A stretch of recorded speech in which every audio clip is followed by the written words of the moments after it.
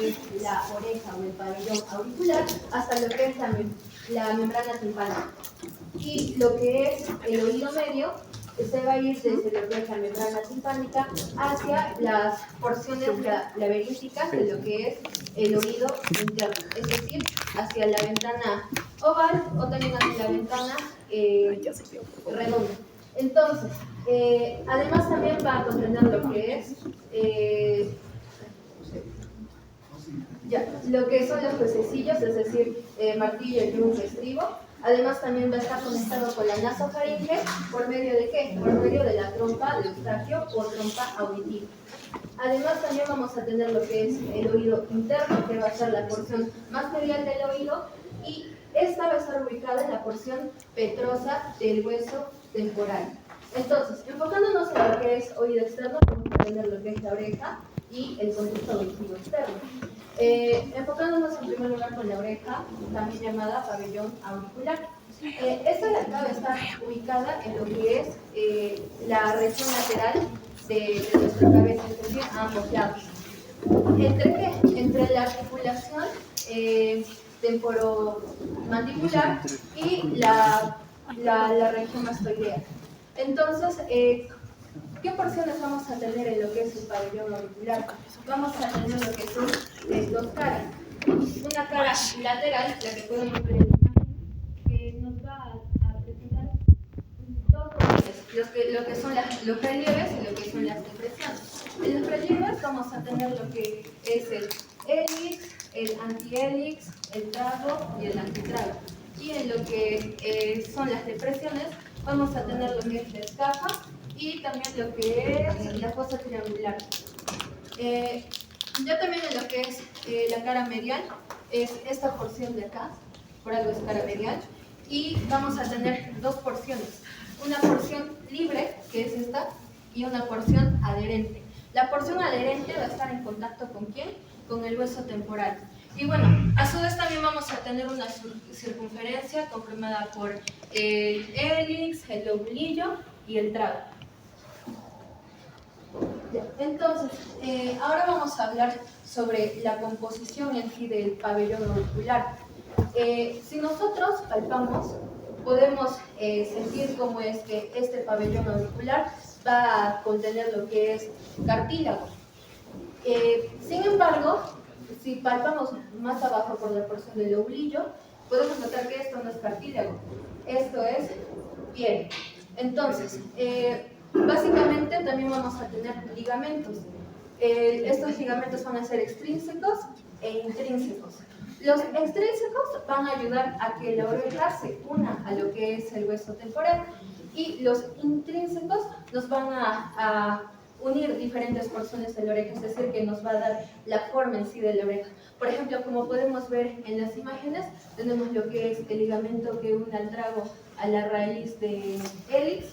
En lo que es en la cara interna vamos a tener al ligamento que une la convexidad del surco del hélix a la convexidad de la concha, además también del ligamento que une el trago a la raíz del hélix. Además también vamos a tener lo que son músculos. Estos músculos van a ser también del mismo modo extrínsecos e intrínsecos. Los músculos extrínsecos vamos a tener lo que son los músculos auriculares. El músculo auricular superior, que lo podemos ver en ambas caras, tanto interna como externa. También tenemos lo que es el músculo auricular posterior, el músculo auricular anterior y vamos a tener también lo que son los músculos intrínsecos, que vienen a ser el resto de músculos, es decir, el músculo mayor del hélix, el músculo menor del hélix, el músculo del trago, el músculo del antitrago. Y bueno, el revestimiento, tal y como les mencioné, obviamente va a ser por piel. Entonces, el pabellón auricular, ¿cuál va a ser su irrigación e inervación? Nos vamos a enfocar principalmente en lo que van a ser las arterias. La arteria en sí que se va a encargar de la irrigación del pabellón auricular va a ser la arteria occipital, que es rama de la carótida externa. Esta arteria occipital nos va a dar dos ramas.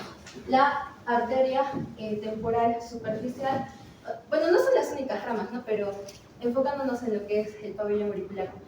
la arteria temporal superficial y la auricular posterior. Lo que es la arteria temporal superficial nos va a dar unas ramas, como podemos observar en la imagen, que son las arterias auriculares anteriores. Estas nos van a servir para irrigar la parte inferior del hélix, también lo que es la concha, el lublillo, etc. Ya también lo que es la auricular posterior nos va a ayudar en lo que es la irrigación de la porción posterior, tal como su nombre lo dice, por medio de las ramas perforantes. Y bueno, esta imagen es el texto.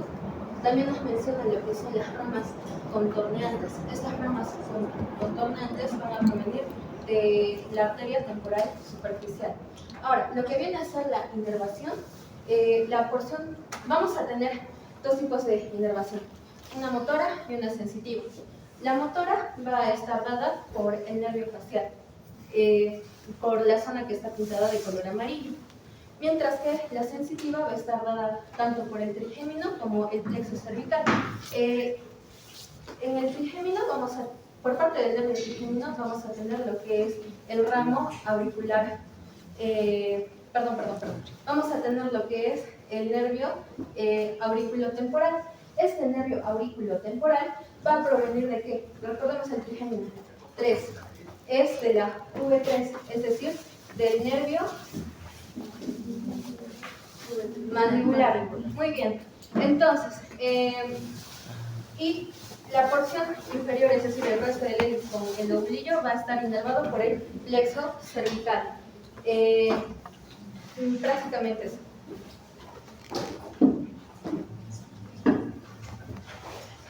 Bien, vamos a continuar.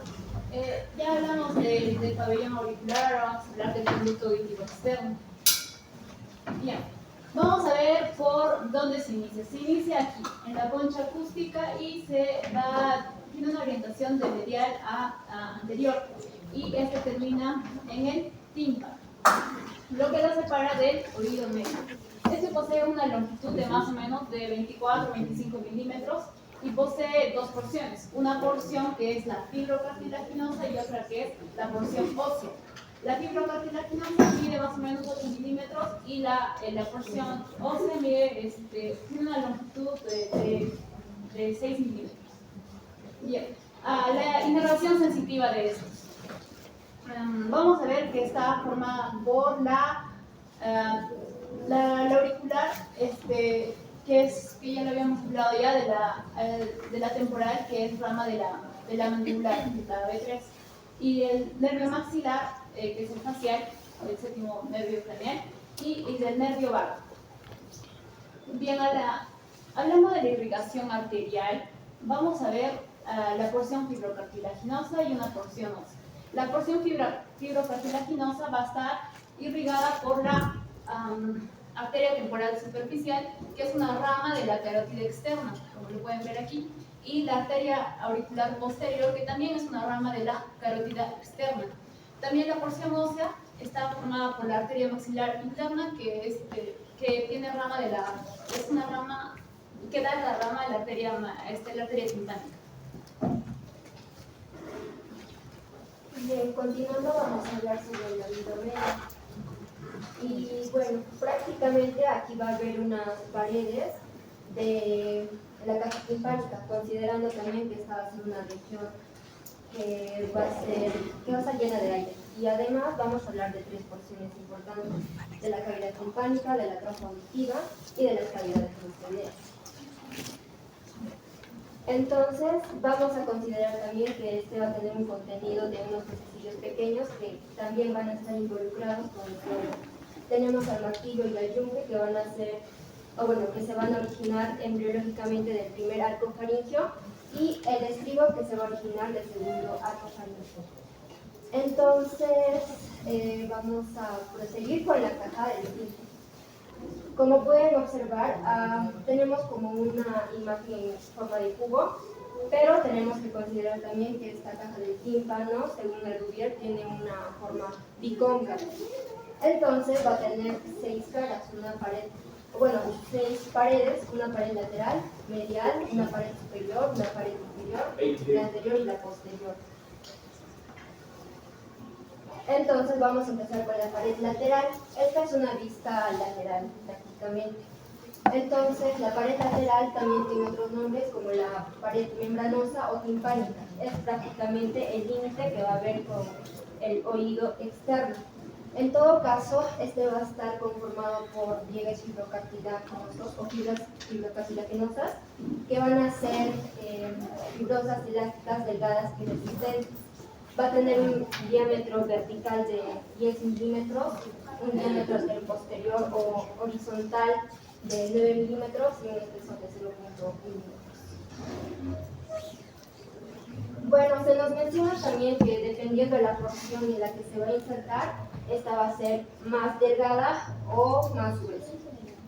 En esta región inferior, posterior y anterior, vamos a observar que esta membrana o esta porción membranosa va a ser un poco más gruesa y menos laxa, a diferencia de la porción superior, que va a ser la parte flácida de la pared membranosa. Bien, entonces vamos a continuar y vamos a ver que va a tener dos caras, una cara externa y una cara interna. Entonces, en la cara externa vamos a ver, por ejemplo, la porción flácida que ya mencioné y unas porciones mayolares, tanto anterior como posterior, que van a ser también engrosamientos de esta porción fibrocartilaginosa, que van a estar separando la porción flácida de la otra porción. Además de que en esta vista externa vamos a ver que hay como una evidencia que prácticamente se debe a que el hueso martillo genera justamente estas evidencias. Por ejemplo, el proceso lateral del martillo, el ombligo o el vértice del martillo y el mango. Además de un cono luminoso que va a ser importante, por ejemplo, para la revisión de si hay alguna infección en el oído medio, debido a que en caso de que no se vea esta porción luminosa, pues nos va a estar indicando que existe una inflamación o una infección y por lo tanto una otitis media.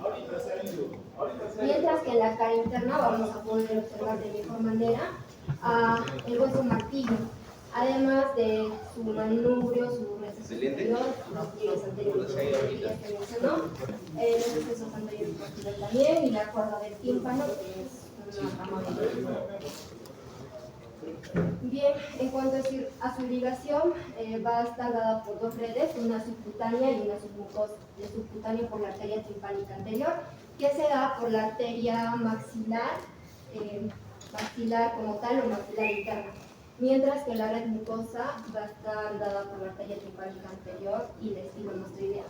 Y el drenaje venoso se va a dirigir hacia la vena yugular externa y las venas timpánicas. Por último, vamos a mencionar los nódulos linfáticos y la inervación. Entonces, en cuanto a los nódulos linfáticos, vamos a observar, por ejemplo, que va a estar presente los nódulos cervicales profundos, los retrofaringios y los nódulos parótidos, mientras que en la inervación van a estar involucrados el nervio auriculotemporal, el nervio facial y el nervio linfático del glosofaringio. Como tal, nosotros vamos a hablar sobre la pared de la laberíntica. Esta se debe en este caso por la relación con el laberinto ese que ve acá, ¿no? Como tal, su función es separar el oído medio del oído interno y va a estar dada, en este caso, específicamente en la pared por tres estructuras importantes, que es el premonitorio, la ventana redonda y la ventana vestibular oval. La eminencia piramidal como tal pertenece específicamente al nivel posterior, pero yo también lo mencioné, ¿no? Y también hay un proceso cocleriforme, pero ese pertenece a la pared anterior de intercambio timpánico. Hablando del promontorio como tal, es una serpiente ósea que pertenece a la porción temporal. Acá en una vista lateral podemos observarla, ¿no?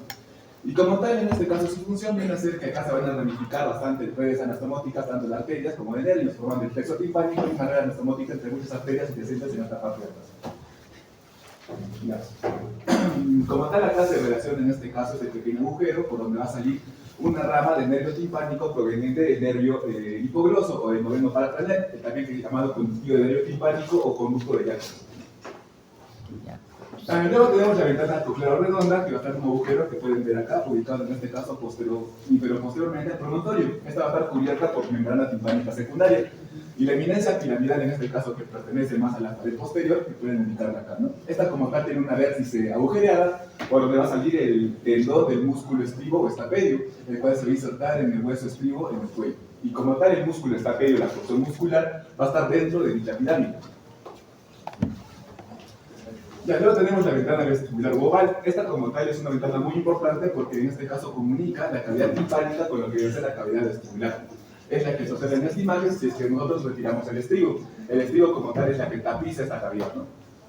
Luego tenemos el proceso proceriforme, que como tal viene a ser esta prolongación del canal en donde se va a encontrar el músculo tensor del tímpano. También tiene un agujero proceriforme por donde sale el músculo tensor del tímpano, el cual se inserta en el manubrio del hueso martillo. Ya, ahora hablando de paredes superiores en este caso, la pared superior tegmentaria, la cual viene a ser el techo de la cavidad timpánica. Su función como tal es separar la cavidad timpánica de la cavidad mediocraneal. Esta como tal normalmente es muy delgada y presenta dehiscencias. ¿Qué son estos? Son adelgazamientos anormales de esta lámina ósea, incluso puede llegar a descontinuaciones óseas, lo cual va a dar una comunicación en este caso entre la cavidad timpánica y la cavidad mediocraneal. ¿Esto clínicamente qué significa? Que va a haber comunicación entre las mismas, en este caso puede generar otitis, la prolongación de una infección de oído de la parte craneal, o también en este caso fístulas en la cavidad craneal. Ahora, en la pared inferior yugular, se llama así debido a la proximidad con la vena yugular. Como tal, en este caso tenemos relación con el tubo superior de la vena yugular interna, y en esta parte de acá se observa el agujero de Jacobson, pues en la rama, en este caso del noveno paratral, sale una rama timpánica para la formación del plexo timpánico del promontorio. Luego en la pared posterior mastoidea, en la cual observamos que como tal comunica la cavidad timpánica con el antromastoideo. Acá podemos en este caso muchas estructuras importantes. Primero, posterior a esta vemos que el nervio facial va a descender, ¿no? En donde va a salir una rama, que es el nervio de la rama, el nervio de la cuerda de tímpano. Acá observamos la eminencia piramidal, por donde sale el tendón del músculo estapedio, ¿no? Esta rama cuerda de tímpano va de posterior a anterior, cruzando la cavidad timpánica y saliendo por la pared anterior o la pared yugular. Ahora, para tener con estas paredes, vamos a ver la pared anterior. Como tal, todo se va a basar en el agujero timpánico en su porción ósea de la tubogingiva, que es el que observan acá. Este canal, como tal, es el proceso proceriforme, el canal de tu proceso, también se llama semicanal del músculo tensor del tímpano, por donde sale el tendón del músculo tensor del tímpano, ¿no? Luego vemos en este caso el plexo simpático, de la rama carotidia, que sale una rama del plexo carotidio. En esta va a pasar por el canáticulo carótido timpánico, que se observa acá, para la formación del plexo timpánico junto a la rama timpánica y el noveno paratral. Y también el agujero de salida de lo que viene a ser la arteria carótida interna, ¿no? No, el nervio cuerda del tímpano. Este plexo timpánico como tal va a una rama que es la rama del nervio prepucio menor, lo cual va a ir superiormente y va a salir por el hiato del prepucio menor en esta pared anterior. Y luego hablamos de los testigos del oído. Como tal, de forma más simple, van de lateral a medial, siendo en este caso martillo y un testigo, ¿no? Vemos en este caso que el martillo es un hueso par, ubicado lateralmente en el oído medio. Este consta de una cabeza, la cual se va a articular con el yunque, un cuello, un manubrio, que va a ser el punto de inserción, en este caso del músculo tensor del tímpano, y dos apófisis, tanto una lateral como una anterior. En la apófisis lateral como tal se va a insertar el ligamento, el cual se va a insertar en la escotadura de rinibus o también anillo óseo timpánico. Y en este caso, en la apófisis anterior, sale un ligamento, el cual va a atravesar la fisura petrotimpánica para insertarse en la esquina del esfenoides. Como tal, también esta se dice que es un rezago de lo que viene a ser el cartílago de Mecke, que es perteneciente al primer arco faríngeo en la etapa embrionaria, ¿no? Ya, ahora hablando del yunque como tal, es un hueso posterior al martillo, el cual posee un cuerpo en donde tiene una cavidad articular para la articulación con el martillo. Y posee dos ramas, una corta y una larga. La rama corta como tal es esencial porque en este caso se van a insertar dos ligamentos posteriores de yunque, los cuales se insertan en la pared posterior de la cavidad timpánica. Estos ligamentos son muy importantes porque incluso como edad teosífica, porque son un punto de fijación de un eje central para el movimiento de los martillos, o de los huesos yunque y martillo. Mientras que la rama larga como tal se va a elongar y en este caso va a dar en una apófisis lenticular, en la cual se va a articular con el hueso estribo. Como tal, el estribo es un hueso en forma de anillo. En la parte de la cabeza se va a una cavidad articular donde se inserta la apófisis lenticular. Tiene dos ramas, una anterior y una posterior, y en este caso van a formar como tal el agujero intraocular. Y en la base como tal va a tapizar lo que viene a ser el agujero o la ventana oval. en la cual las vibraciones de esta misma van a estar reforzadas por el ligamento anular del estribo. De articulaciones de tipo simple, en este caso entre martillo y yunque, llamada inducomaleolar, es de tipo sinovial celar, en este caso reforzada por un ligamento capsular que va a unir la cabeza del martillo con el cuerpo del yunque. Y la incudestapedial, que en este caso también es sinovial, pero es tipo esteroidea, ¿no? Como tal, todas las funciones de estas articulaciones de estos procesilios generan el paso de vibraciones de martillo al estribo, pasando por el yunque y demás. Por acá estaría el ligamento, en este caso capsular de martillo y yunque, y por acá el ligamento anular, ¿no? Ya. Ahora, articulaciones explícitas como tal son en este caso las articulaciones que vamos a encontrar entre la cavidad timpánica y los procesilios de dicho oído. Tenemos un ligamento superior, lateral y anterior. En este caso, el superior a la cavidad del tímpano, el lateral a lo que viene a ser la escotadura del rhinibus y el anterior a lo que viene a ser a la esquina del esfenoide. Acá se puede ver en este caso los ligamentos posteriores que sirven como punto de anclaje, en la pared posterior de la cavidad timpánica. Y acá podemos observar lo que viene a ser el ligamento anular, que no se hace acá. Este 10 como tal no es un ligamento, es un tendón. Es el tendón del músculo estapedio porque esta es la eminencia juliana. Al lado del músculo simplemente tenemos dos, que viene a ser el músculo tensor del tímpano, que como bien mencioné, se origina en la eminencia piramidal y se inserta en el cuello del estribo, ¿no? Como tal, su única función es tensar la membrana timpánica. ¿Qué es lo que hace? Que esto hace que tras sonidos fuertes nosotros, esta membrana genera tantas vibraciones en el oído, mientras que el músculo estribo en este caso lo que hace es que pone rígido el estribo. ¿Para qué? Para proteger el oído interno. Es por eso que en este caso, tras un sonido fuerte o de baile o una explosión, generamos ese sonido característico que es un pitido, el cual se llama tinnitus. Esto se debe a que en este caso el músculo del estribo no ha podido poner rígido dicho hueso, lo que genera que hay un daño en este caso en las células ciliadas y un daño coclear también.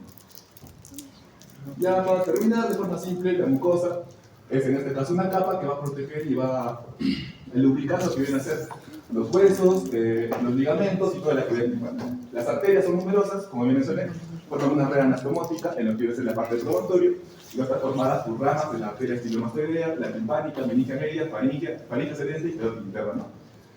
Y las venas en este caso van a salir de la cavidad timpánica aprovechando el orificio de entrada de dichas ramas. Mientras que los nervios sensitivos autónomos van a estar en este caso proveniente del nervio timpánico, del noveno par craneal y del plexo carotidio, proveniente del plexo simpático carotidio de la carótida interna. Bueno, ahora vamos a pasar a entrar al oído interno. Más que todo tenemos que saber que este va a ser el lugar en donde se van a almacenar los órganos de la audición como del equilibrio. Este se va a encontrar situado en el espesor de la porción petrosa del hueso temporal medialmente la cavidad timpánica. Y para su estudio vamos a comprender las siguientes estructuras: el laberinto óseo, el laberinto membranoso, los líquidos del oído interno, los acueductos del oído interno y por último el meato acústico interno. Empezando por el laberinto óseo, que se va a subdividir en tres estructuras: el vestíbulo óseo, los canales semicirculares y el caracol óseo. Empezando con el vestíbulo óseo, este se va a describir como una cavidad de forma ovoidea que se va a encontrar situada entre el caracol y los canales semicirculares. Esta para su estudio va a presentar 6 paredes o 6 caras, empezando con la pared posterior y superior, que vamos a encontrar forámenes o agujeros en los cuales van a desembocar estos canales semicirculares.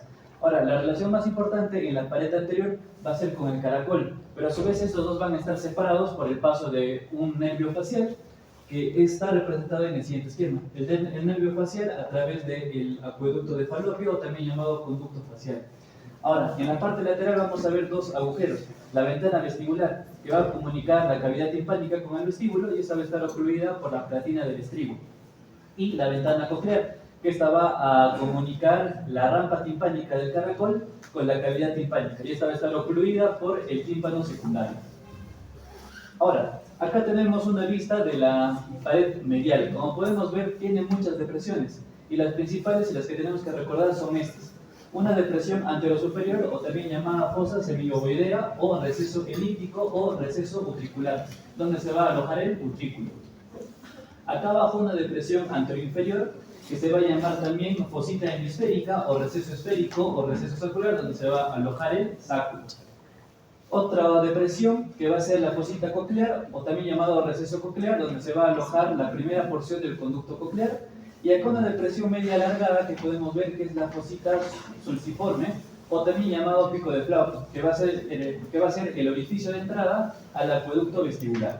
Y por último, la pared inferior, que va a ser una lámina ósea delgada, origen de la lámina espiral ósea, y su borde lateral libre va a comunicar con la cavidad subvestibular. Ahora pasando a los canales semicirculares. Como vemos, tenemos tres canales semicirculares, uno anterior o superior, uno lateral o externo y uno posterior o inferior. Lo que debemos recordar es que estos canales van a tener dos extremos, y como podemos ver en la imagen, uno de estos extremos va a estar dilatado. Este extremo va a tomar el nombre de extremo ampollar, y el que no está dilatado va a tomar el nombre de extremo no ampollar. Ahora, enfoquémonos la vista en el canal semicircular anterior y el canal semicircular posterior.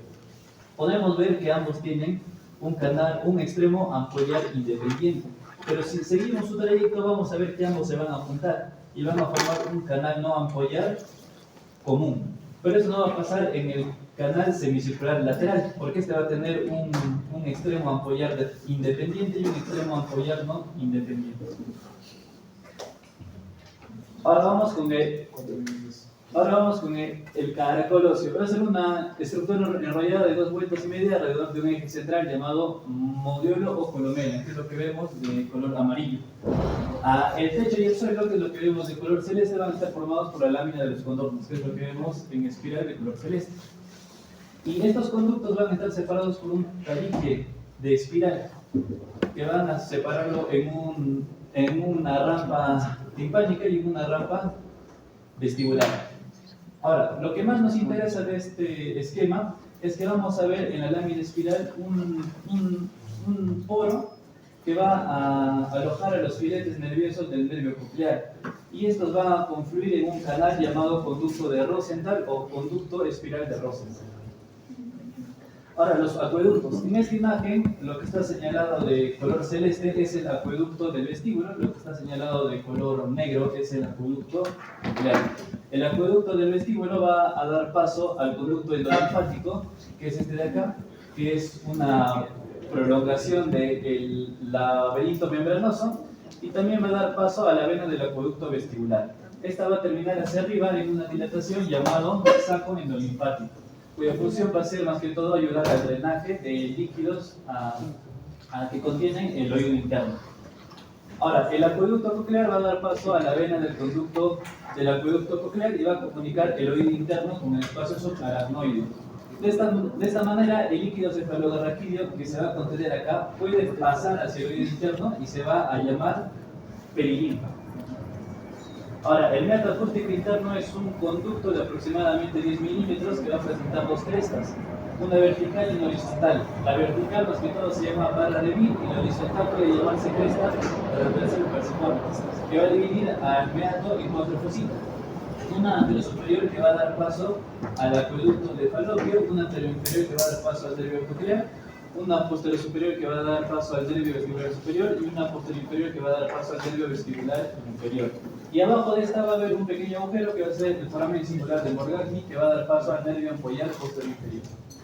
Ahora, el laberinto vestibular, lo más interesante acá es que el utrículo y el sáculo van a presentar manchas que se van a llamar mácula del utrículo y mácula del sáculo. ¿Por qué estas son importantes? Porque van a contener células sensoriales ciliadas encargadas de regular el equilibrio externo. Mientras que los canales semicirculares no van a tener máculas, estos van a tener crestas. Y van a contener células sensoriales ciliadas encargadas de regular el equilibrio dinámico. Ahora, en el laberinto coclear, esta es una pequeña porción del caracol óseo. Lo que está alrededor sería la lámina del contorno, y lo que está en el medio es lo que expliqué, la lámina espiral.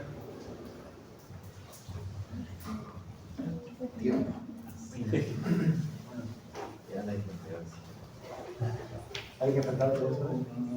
Ya está.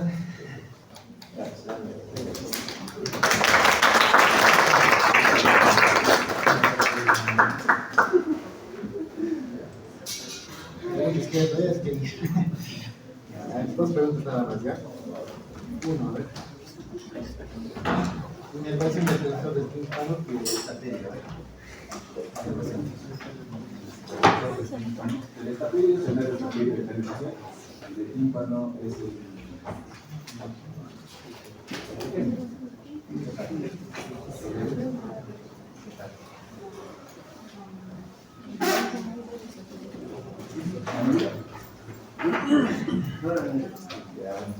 esta vez vamos a ver la siguiente anexión más ya, la más superior. Por lo tanto, ambos tienen diferentes orígenes biológicos, ¿cierto? Ya, muy bien. Otra pregunta.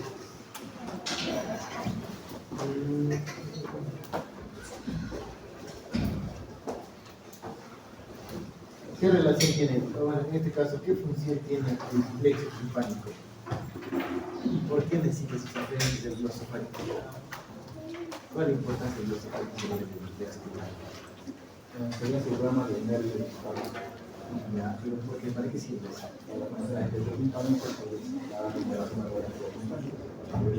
Ya, aparte tiene otra función extra timpánica. La interrogación también a lo que es la trampa de Eustaquio. O sea, a la mucosa. Ya, Ajá. otro. Ya, sería probablemente. Eso vamos a verlo como eran las células. También tiene función para crear las células. Ese tema timpánico es importante. Lo han detallado bien, pero vamos a ampliar más, ¿ya? Ya, aquí nomás. Otra cosa por acá no. La vamos lista, quedó, se han ido varios, ¿no?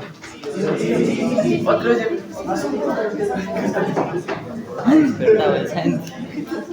No, es que no Segunda lista ya.